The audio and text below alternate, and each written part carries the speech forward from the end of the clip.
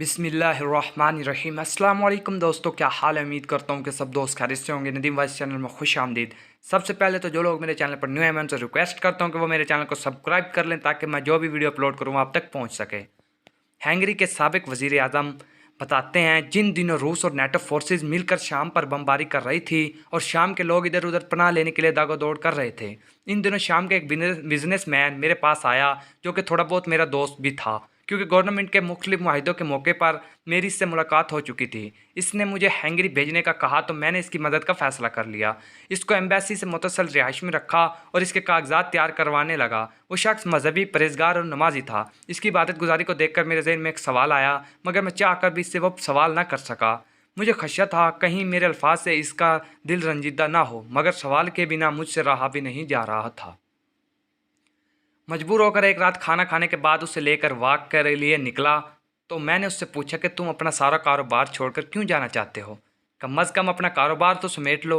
मेरा जवाब सुनकर वो शख्स रो दिया और बोला कि मेरा सब कुछ समझ चुका है। मैं फ़ौज के लिए सप्लायर का काम करता था और पहले हमले में ही सबसे पहले मेरा सब कुछ तबाह हो गया। मैंने बैंक से रकम निकलवा कर बैरून मुल्क मुंतकिल होने की कोशिश की, मगर बैंक ने मेरी रकम देने से इनकार कर दिया और ख़ुद को कंगाल ज़ाहिर कर दिया। एक फ़िज़ाई हमले में मेरी बीवी, बच्चे सब मारे गए और मैं अपनी दुनिया लुटाकर यहाँ पनाह गुज़ीर हूँ। सच पूछें तो इस बिजनेसमैन की रो धो सुनकर मैं भी रो पड़ा। मैंने इसको तसल्ली दी और फिर अपने दिल में उठने वाले सवालात हिम्मत करके इससे पूछ लिया।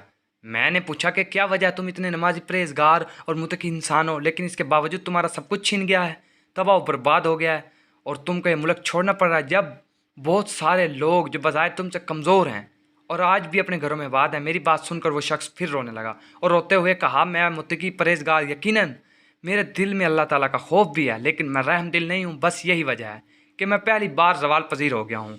शाम के एक बिजनेसमैन का जवाब सुनकर मैं हैरान हो गया और इससे जवाब की वजाहत मांगी तो इसने बात को टालना चाहा, मगर मेरे ज़िद करने पर इसने बताया, मैं मजीदुल हादी अपने शहर का सबसे बड़ा बिजनेसमैन था।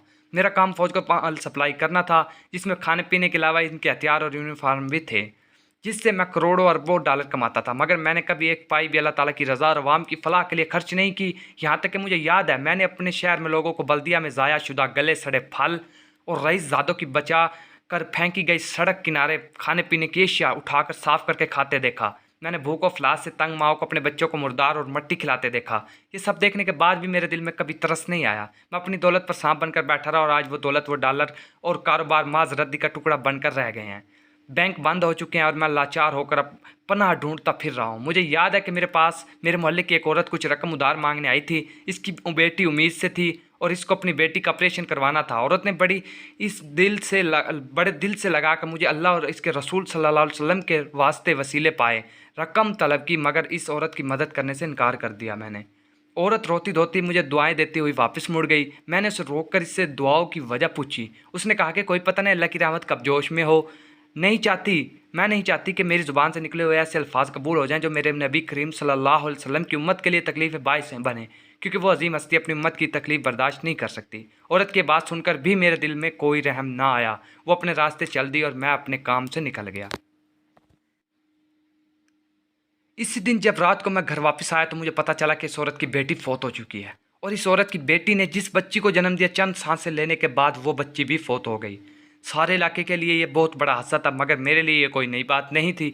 मैंने इस औरत की बेटी के मर जाने पर अफसोस का इज़हार भी ना किया और ना ही इसके जनाजे में शामिल हुआ।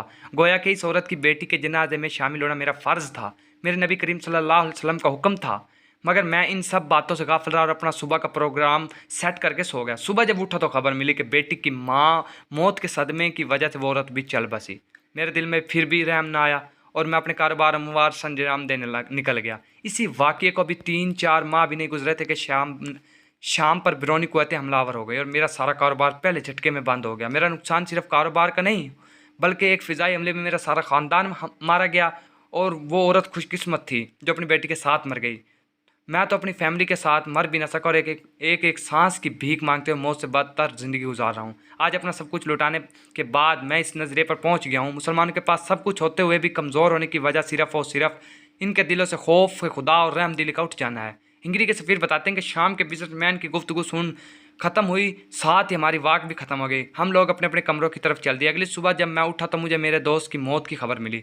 तहकीक करने पर पता चला कि वो अपने किसी अजीज़ से मिलने के लिए यहाँ से निकला, मगर रास्ते में काबज़ फ़ौज की गोलियों का निशाना बन गया। इसकी मौत का मुझे बहुत दुख हुआ, लेकिन साथ ही मुझे अपनी कामयाबी की वजह भी समझ आ गई कि मैं वो अमाल जो मुसलमान छोड़ चुके हैं, जिनसे सबसे अमल ईमानदारी, रहम दिल के साथ एक दूसरे की मदद करना है, वो अमाल हम लोगों ने अपना लिए हैं। इसी वजह से आज दुनिया पर हम राज कर रहे हैं।